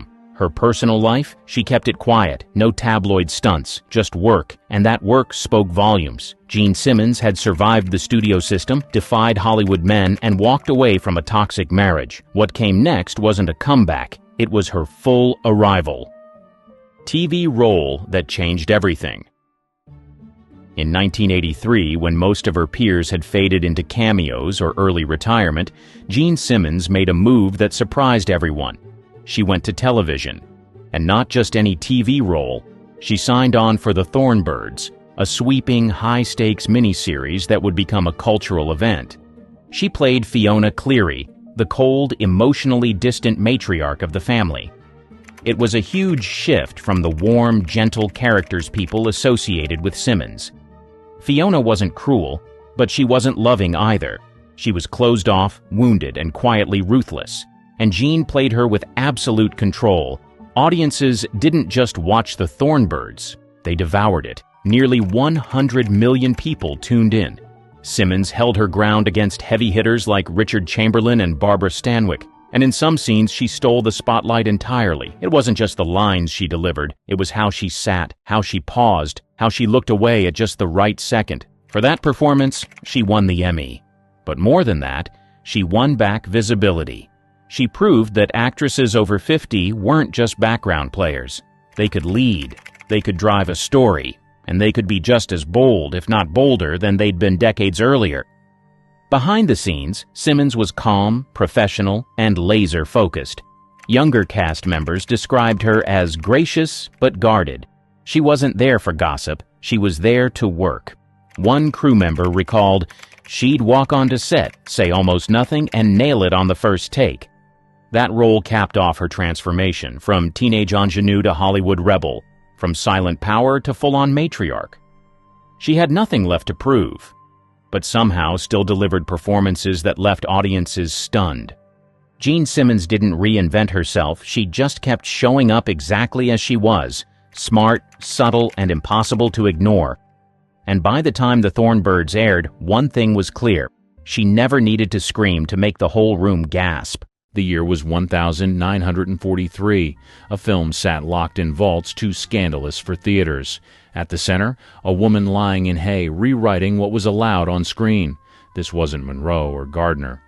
It was Jane Russell, and her story only gets wilder from here. The bra that launched a legend. The Outlaw wasn't supposed to be a scandal. It was a low-budget Western by Howard Hughes, starring a newcomer named Jane Russell. But Hughes had something bigger in mind. He didn't just want a movie, he wanted shock value. Russell was only 21, with no major roles behind her. Hughes cast her as Rhea McDonald, a sultry saloon girl. During filming, he became obsessed with how her figure appeared on screen. Costumes didn't give him the look he wanted, so he built his own solution, a new kind of bra. Metal rods, wiring, and padding were sewn into a custom design meant to lift her bust unnaturally high. Hughes even filed a patent for it. Jane hated it. "That thing hurt like hell," she said years later. "I threw it in the trash and wore my own." Despite that, Hughes told the press she wore his invention. He wanted the story to spread, and it did. Then came the haystack photo. A publicity still showed Russell reclining in hay, blouse barely holding on. No moviegoers cared about the plot. They wanted to see that image. Theaters received angry letters. Religious groups protested. One censorship board called the photo morally dangerous. The production code refused to approve the movie. Hughes had a plan. He sent fake protest letters to theaters claiming outrage from concerned citizens. It worked. Curious crowds showed up in droves. The limited release in 1943 was chaos. In New York and Los Angeles, people lined up for blocks. In some cities, police were called to manage traffic. Chicago shut the film down mid-run. Jane Russell had barely opened her mouth on screen, but her image was already burned into American culture. The Outlaw didn't make her a star because of her acting. It made her a symbol of everything Hollywood was afraid to show. The full nationwide release didn't happen until 1946. By then, she didn't need it. She was already the most talked about woman in Hollywood. And she had done it without saying a word. Headlines, contracts, and control. After The Outlaw stirred controversy in 1943, Jane Russell's name never left the papers, but behind the headlines, she was caught in a mess of studio politics, lawsuits, and image control. She hadn't asked for any of it. Howard Hughes had her locked under an exclusive contract. That meant no other studio could touch her, and she couldn't choose her roles. She later said, "I was stuck doing whatever he wanted. I couldn't even accept better parts." For years, Hughes refused to loan her out, even when major studios begged. Warner Brothers, MGM, and Paramount all showed interest. Hughes said no. During that time, Jane wasn't making movies. Instead, she was doing press, magazine covers, pin-up shoots, public appearances. It was all meant to keep her famous without ever stepping on set. She became one of the most photographed women in America without releasing a single new film. Then came the court battles. Film censors still tried to block the outlaw from playing nationwide. Hughes fought back with everything he had: lawyers, appeals, even threats to pull his other films from theaters. Jane stayed quiet in public, but admitted later she hated the circus. "I wanted to act, not pose for ads." In 1946, the film finally got wide release. It made millions. Critics weren't kind. Most called the acting wooden and the story dull. But it didn't matter. People came to see her. Hughes had turned Jane into a brand, not an actress. Finally, in 1947, Jane got a new project, Young Widow. It was her first non-Hughes production. The script had depth, and she was eager to prove she could act. But the damage had been done. Audiences still saw her as the hey girl. Reviews were mixed. Some praised her presence. Others said she was stiff. She later admitted she was still learning. Still, she wasn't going away. The public had decided Jane Russell was worth watching, even if no one could agree on why. For better or worse, her image had already outgrown the screen. And Hughes? He still wasn't done pulling the strings. Jane versus Hollywood. By 1948, Jane Russell was trapped between fame and frustration. She was known everywhere, but barely working. Hughes continued to control her roles and turn down outside offers. She started to push back. Hughes offered her a part in The Paleface, a comedy western with Bob Hope. Jane didn't think she could do comedy, but she said yes just to get back in front of a camera. It turned out to be a smart move. The film was a hit. Audiences loved her timing, and critics admitted she held her own next to Hope. It was the first time she got to show range. But things weren't smooth behind the scenes. Jane had no power over her career choices. Hughes micromanaged every decision. He approved costumes, scripts, even haircuts. Jane called him obsessed with control. She began quietly asking her lawyers for a way out of the contract. Meanwhile, gossip columns tracked her every move. She was photographed constantly but rarely quoted. Journalists described her as cool, hard to read, and aloof. In truth, she was tired of being treated like a mannequin. Her public image was sex symbol. In private, she was religious, blunt, and preferred quiet. In 1949, she shot The Big Steal with Robert Mitchum. The production was rushed because Mitchum had just been arrested for marijuana possession. The studio needed good press fast. Jane agreed to the project on short notice. It was a basic crime story, but again, she handled it well. Mitchum later said, "Jane was tougher than anyone gave her credit for." She wanted more like that, less glamour, more grit. But Hughes still had her locked down. In 1950, she'd publicly clashed with studio heads over the roles she was being offered. She turned down several scripts and refused to pose for certain publicity shots. That made her difficult in Hollywood terms. Jane wasn't playing along anymore. She wanted to act, not sell, and slowly people were starting to listen. The pinup girl had found her voice, and she was just getting warmed up. Diamonds, Blondes, and a Stolen Show. In 1953, Jane Russell landed what should have been a supporting role. Instead, she nearly stole the film. The movie? Gentlemen Prefer Blondes. Her co-star? Marilyn Monroe. Monroe played the sweet, flirty Lorelei. Jane played Dorothy, the sharp brunette who called the shots. On paper, Marilyn was the lead. But on screen, Jane dominated scene after scene. Her timing was cleaner. Her delivery was drier. Her attitude? Unshakable. Most people don't know this. Jane didn't want to do it at first. She thought the musical numbers were silly, but the studio pushed her in, and once filming started, she didn't hold back. She handled her own vocals, danced in heels, and rewrote parts of her dialogue. Monroe had more screen time, but Jane had more control. Crew members said Russell often calmed Marilyn down between takes. She reportedly helped block scenes and guided Monroe through complex shots. Then came the premiere drama. Here's the rumor. Monroe refused to attend the Blondes premiere in Hollywood, so Jane showed up alone and played both roles on the red carpet. She even signed Monroe's name for fans. Reporters called her a total pro and said she carried the night without breaking a sweat. The movie became a global hit. Jane's performance was praised for being grounded and funny, while Marilyn got the attention for her beauty. But behind the scenes, even executives said Jane held the film together. She never bragged about it. In interviews, she gave Monroe credit and avoided drama. But those who worked on the film knew the truth. Jane was the adult in the room. She showed up on time, knew her lines, and never cracked under pressure. That role cemented her as more than a body or a photo. She could act, she could command, and she could outshine a legend without even trying. Hollywood had underestimated her again, but this time everyone saw what she could really do, and Jane didn't need hay or headlines to prove it. The Hollywood Bowl baptism. In 1954, Jane Russell shocked fans again, but this time it had nothing to do with movies or costumes. She stepped into the waters of the Hollywood Bowl in front of thousands and got baptized.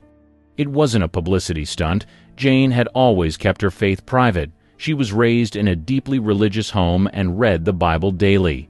But the tension between her image and her values was growing. After years of posing in tight gowns and playing bombshell roles, she wanted to make a statement. That statement came during a Billy Graham revival event. The massive crowd watched as Jane walked into the water and was fully submerged. It made headlines the next morning. "Movie siren gets saved," one paper wrote. Others called it a mid-career pivot, but Jane didn't care. After that, she became more vocal about her beliefs. She gave interviews criticizing the moral direction of Hollywood. She said too many films celebrated sin and called some of her past work foolish. She even started a group called WAIF, World Adoption International Fund, combining her faith and advocacy. This turn confused people. She was still doing movies and still dressing glamorously, but now she was talking about Jesus on talk shows. Some fans loved it, others tuned out. The industry didn't know how to handle her shift. She didn't back down. In public speeches, she warned young actors to stay grounded and avoid the fast track to ruin. In private, she mentored struggling performers behind the scenes. But not everyone supported her. Some Hollywood insiders mocked her open faith. She was accused of being judgmental and old-fashioned. Producers called her unpredictable. Studios didn't know if she'd promote a film or preach at the premiere. Jane didn't care. She wasn't asking for approval anymore. The woman once labeled too hot for theaters was now talking about redemption and doing it on her own terms. And while the cameras rolled on others, Jane rewrote her own script in real life. Fight with the church. After several miscarriages, she decided to adopt, but adoption in the 1950s wasn't simple, especially across borders. Her first adopted son, Tommy, came from Ireland. The process took over a year. Jane grew frustrated with red tape and church politics. She believed too many kids were stuck in orphanages while paperwork dragged on. In interviews, she called the system heartless and said it cared more about rules than children. So she took matters into her own hands. In one case, she flew overseas, met with the child's caretakers, and returned with the baby before full approval. She claimed it was legal under emergency conditions. Authorities disagreed. The press labeled it baby smuggling. Jane called it saving a life. That incident pushed her to create WAIF, the World Adoption International Fund. It helped connect orphans with families worldwide. Jane used her fame to pressure lawmakers and raise money. She testified in front of Congress and worked with embassies to change regulations. But the backlash was real. Catholic leaders in Ireland accused her of undermining church-run orphanages. One priest called her reckless and self-righteous. Jane fired back, saying the church cared more about control than compassion. Despite the criticism, she expanded her work. WAIF helped place hundreds of children in homes during its peak. Jane personally reviewed applications and even helped pay travel costs for some families. She wasn't just a spokesperson, she was hands-on. This wasn't the Hollywood work people expected from a screen siren, but Jane didn't care about expectations. She said, "If I'd waited for the world's approval, I'd still be posing in hay." Her house in California became a hub for her causes. Her kids lived outside the spotlight, and she rarely talked about them publicly, but in her later interviews she called them her greatest work. The roles in film paid the bills. The work in adoption, she said, saved her soul. Russell versus feminism. In an era when women's liberation was gaining momentum, Jane took the opposite path, and she made sure everyone knew it. She called second-wave feminism a mess of angry women yelling about problems they created. In one 1,973 interview, she said, "I don't know what they're fighting for. I never had to fight for anything." That quote alone set off a storm. Talk show hosts loved booking her. She clashed with feminist guests and stood her ground, even when audiences booed. She argued that women already had power but were wasting it on resentment. "I've worked with men my whole life," she said. "I never needed to burn my bra to get respect." Her words drew backlash. Gloria Steinem's supporters called her outdated. Some women's groups urged sponsors to drop her from endorsements. But Russell didn't flinch. She said modern feminists misunderstood strength. Strength isn't about shouting. It's about knowing who you are. She also attacked Hollywood for portraying women as helpless victims or hypersexualized clichés. Ironically, critics pointed out that her early roles did exactly that. Jane didn't deny it, but said the problem wasn't the image. It was the intention behind it. By this time, she was focused on her religious activism and charity work. But her conservative takes made headlines more than her advocacy. She called Roe v. Wade a mistake and said America needed less therapy and more churches. She wasn't trying to please anyone. The feminist movement saw her as a relic. Her fans saw her as fearless. Either way, she stayed visible. While other actresses her age faded quietly, Jane Russell kept showing up, louder, bolder, and completely unwilling to change. Love her or hate her, she refused to play the part anyone handed her. At 60 and still breaking rules. In the 1980s, most actresses from Jane Russell's era were long retired. Not Jane. At 60, she signed a national ad deal to model Playtex bras. The ads ran on television, in magazines, and in stores across America. Most women her age were expected to disappear from the spotlight, but Jane showed up in full glam, pitching support bras to real women. The tagline, "Does your bra have to show your age?" Jane didn't think so. Critics rolled their eyes. She didn't care. "I wore bras before most of these ad execs were born," she joked in an interview. "I know what works." And she meant it. The campaign was a hit. Sales spiked, especially among older women who saw her as relatable, not ridiculous. But this comeback wasn't just about ads. She started making more public appearances again. Church groups, charity galas, even morning talk shows. She wasn't doing movies, but she wasn't fading away either. She found a way to stay in front of the public without pretending to be younger than she was. And she wasn't afraid to call out ageism. When a reporter asked if she'd consider a comeback film, she replied, "Sure, if they let me play a 60-year-old woman who acts like one." She also joked that it was the first time in her life people cared about her comfort more than her figure. Back then, it was all underwire and pain. Now it's all soft cups and scents. Took long enough. The lingerie campaign made headlines, not for shock, but for surprise. No one expected Jane Russell, the once silent symbol of scandal, to become the face of grown-up confidence. She wasn't trying to seduce anymore. She was trying to relate. And that hit harder than any bombshell act ever could. In a business that tossed women aside after 40, Jane Russell didn't just refuse to disappear. She came back in a bra and reminded the world who she was. And she did it with a wink, not an apology. Outspoken, unfiltered, and unbothered. While most Golden Age stars slipped into quiet retirement, Jane cranked up the volume. She gave interviews that often went viral, at least by pre-internet standards. On one local television segment, she called modern movies trash with sound effects. She criticized rising stars for acting like victims instead of women. One host tried to steer her back to polite conversation. Jane doubled down. She also leaned harder into politics. She identified as a proud conservative, supported prayer in schools, and spoke at several Republican events. She criticized Hollywood's moral decay and said most actors today were spoiled and spineless. These statements didn't win her new fans, but they kept her in the press. In 1999, she made headlines again for all the wrong reasons.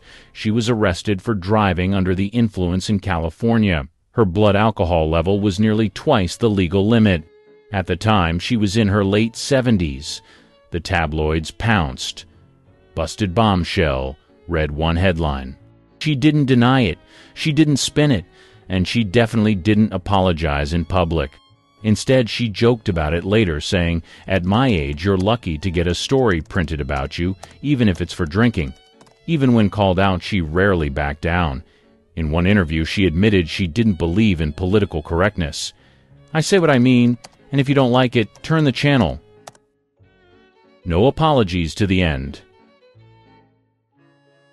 She passed away in 2011 at the age of 89.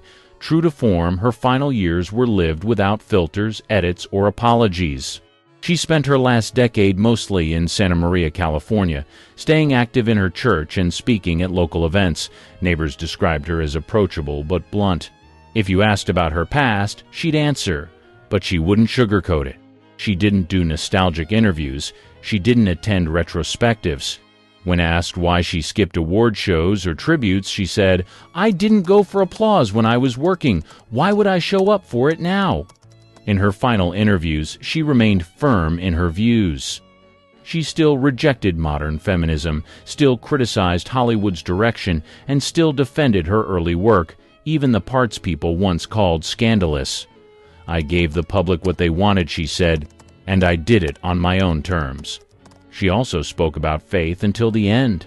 Church was her real stage, and she liked it that way. She called it the only place that never asked me to be something else. When news of her death broke, the headlines were predictable. Most focused on the outlaw, the hay photo, and her body. Few highlighted her decades of charity work, her fights with censors, or the fact that she'd outlasted most of her peers. Her family didn't issue a long statement. They said she passed peacefully in her sleep, surrounded by loved ones. No funeral spectacle, no red carpet send-off. And that felt right, because Jane Russell never needed the spotlight. She was the kind of star who took it, then handed it back when she was done. No legacy spin, no last-minute reinvention, just one final act of doing exactly what she always had. Living loud, aging honestly, and refusing to ever play by someone else's script.